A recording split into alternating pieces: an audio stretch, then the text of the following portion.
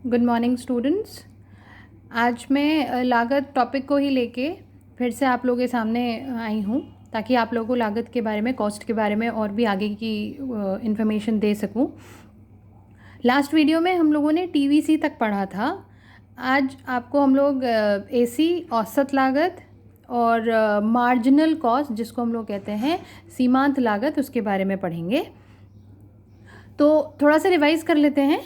मैंने आपको बताया था टोटल कॉस्ट जो होती है, कुल लागत जो होती है, वो टोटल फिक्स्ड कॉस्ट, कुल स्थिर लागत प्लस कुल परिवर्तनशील लागत, दोनों को मिला के हमारी कुल लागत बनती है। ये हम लोग फॉर्मूला भी इसी तरह से लिखते हैं, TC is equal to TFC plus TVC। इसको हम लोग टेबल के थ्रू भी समझ सकते हैं, क्योंकि बेसिकली लागत के बारे में आपसे जब पूछा जाता है तो आपसे ये भी पूछा जाता है कि मान लीजिए आपको सारी फैक्टर्स दे दिए गए, वेरिएबल्स दे दिए गए, नंबर्स दे दिए गए, देन आपसे बोला गया कि आपको TFC निकालना है या TVC निकालना है या TC निकालना है, तो आपको पता होना चाहिए कि आप किस तरह से निकाल सकते हैं। तो इस टेबल के थ्रू मैं आपको समझाने की कोशिश करती हूँ। क्वेश्चन बेसिकली कैसा आता है, जैसे उत्पादन Q, उत्पादन आपको दे दिया जाएगा, आपको TFC दिया जा सकता है, TFC नहीं दिया गया तो मान लीजिए आपको TC दिया गया है, और अब आपसे बोला गया है कि आपको TFC एंड TVC निकालना है। तो इस फॉर्मूला की मदद से हम लोग निकालेंगे, बहुत ईजी है। हमारे पास उत्पादन है, हमारे पास TC है और TFC हमको पता है कि जो भी पहली यूनिट हमारी टोटल कॉस्ट की होगी ज़ीरो पे, अगर ज़ीरो यूनिट पे हमको टोटल कॉस्ट 100 दी हुई है, तो इसका मतलब ये है कि हमारा TFC जो स्थिर लागत है वो हर यूनिट पर 100 ही होगी। और जब हमको TFC मिल गया, हमारे पास TC है, तो हम भी देख सकते हैं कि हमारे पास TC है, हमारे पास TFC है। मैथमेटिकली अगर इसको प्रूव करेंगे तो कैसे करेंगे, TC TFC, अब इन TFC प्लस में है, इधर जाके माइनस में हो जाएगा और हमको TVC मिल जाएगा। तो हम लोग क्या करेंगे, TC minus TFC, TC minus TFC, TC minus TFC, TC minus TFC, हमको TVC मिल जाएगा। आई थिंक आपको ये समझ में आया होगा। अब इसके बाद आ जाते हैं औसत लागत या एवरेज कॉस्ट पर। औसत लागत, एवरेज कॉस्ट, मैंने प्रोडक्शन में भी आपको बताया था, जब प्रोडक्शन हम लोग पढ़ रहे थे तो औसत उत्पादन पढ़ा था हमने, AP पढ़ा था, एवरेज प्रोडक्शन पढ़ा था। ये औसत का मतलब होता है कि जब हम उत्पादन कर रहे हैं और कुल उत्पादन को जो हम प्रोडक्शन या उत्पादन की इकाइयों से भाग कर देते हैं, डिवाइड कर देते हैं, तो हमें मिल जाता है औसत लागत AC। इसका फॉर्मूला होता है AC is equal to TC upon Q। भाग कर रहे हैं इसलिए कुल लागत, उसको डिवाइड कर दे रहे हैं किससे, उत्पादन से, उत्पादन की क्वांटिटीज से। या फिर हम लोग देख लेते हैं, क्योंकि हम शॉर्ट रन और लॉन्ग रन की बात कर रहे हैं, तो शॉर्ट रन में हमारे पास दोनों ही तरह की लागत होती हैं, स्थिर भी होती है और परिवर्तनशील भी होती है, इसलिए AC is equal to AFC plus AVC हो जाएगा। मतलब आप दोनों तरीके से AC को निकाल सकते हैं, कैलकुलेट कर सकते हैं। अब देखेंगे कि AC का जो वक्र होता है, जो कर्व होता है, वो हल्का से यू शेप्ड होता है। मतलब पहले तो स्टार्ट होती है राइज करना, देन धीरे धीरे जैसे जैसे प्रोडक्शन अच्छा होता जाता है, उत्पादन अच्छा होता है, वो कॉस्ट, हमारी लागत कम होने लगती है, कम होती है तो लागत कम फॉल हो जाती है। देन उसके बाद जैसे जैसे हम ओवर प्रोडक्शन करने लगते हैं, ज़्यादा उत्पादन करने लगते हैं अपनी चीज़ों से, तो हम उन चीज़ों को ओवर यूटिलाइज़ करने लगते हैं, ज़्यादा यूटिलाइज़ करते हैं, ज़्यादा उनको काम में लगाते हैं, इसकी वजह से जो लागत है वो बढ़ने लगती है धीरे धीरे। तो औसत स्थिर लागत AFC क्या होता है, ये जब हम लोग स्थिर लागत की बात कर रहे हैं तो उसका मतलब हम लोग स्थिर लागत को ही देखेंगे। तो औसत स्थिर लागत को निकालने के लिए हम कुल स्थिर लागत को भाग कर देते हैं इकाइयों से, उत्पादन से। मतलब AFC is equal to TFC divided by Q, यही हमारा फॉर्मूला होगा। AFC is equal to TFC upon Q।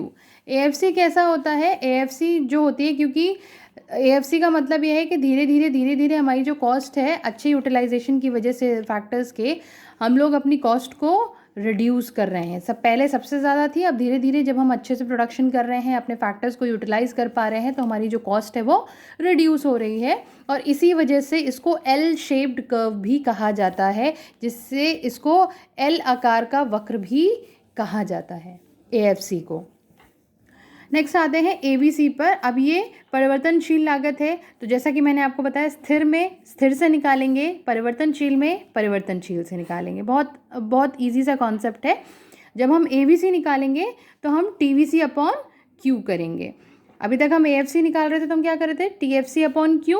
But जब हम एबीसी निकालेंगे तो हम क्या करेंगे, टीवीसी। हम परिवर्तनशील लागत निकाल रहे हैं तो हम परिवर्तनशील लागत को ही लेंगे। कुल परिवर्तनशील लागत डिवाइड बाय इकाइयाँ या उत्पादन। ये यू आकार का होता है, ये वक्र यू आकार का है। जैसे हमारा short run AC curve you आकार का होता है, एबीसी भी हमारा यू आकार का ही होता है। पहले हमारी कॉस्ट लागत ज़्यादा होती है, धीरे धीरे जब हम फैक्टर्स को यूटिलाइज़ करना शुरू करते हैं प्रॉपर, तो हमारी कॉस्ट कम होने लगती है। और बाद में जब हम ओवर यूटिलाइज़ करते हैं फैक्टर्स को, तो ये फिर से हमारी लागत को बढ़ा देता है। नेक्स्ट आप फॉर्मूला भी देख सकते हैं, A C is equal to A F C plus A B C. अब आ जाते हैं सीमांत लागत। सीमांत मतलब मार्जिनल कॉस्ट।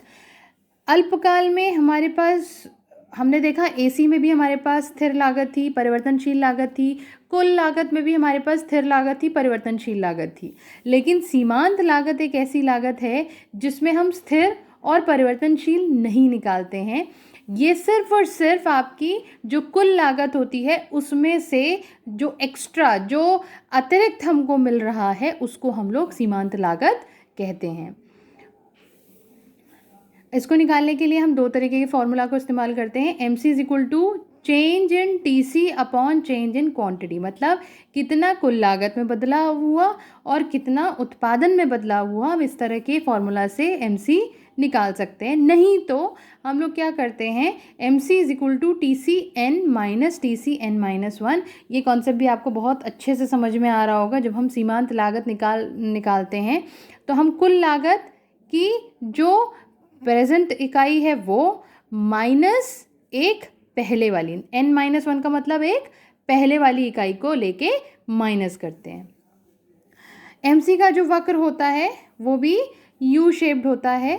जब हम MC निकालते हैं तो पहले धीरे धीरे ये बहुत ज़्यादा होती है, देन वो फॉल करती है और देन अगेन राइज करने लगती है। सीमांत लागत की ये खासियत होती है कि जो लागत है वो जैसे बढ़ती है उतनी ही स्पीड से वो फॉल भी करती है और अगेन उतनी ही स्पीड से वो बढ़ती भी है।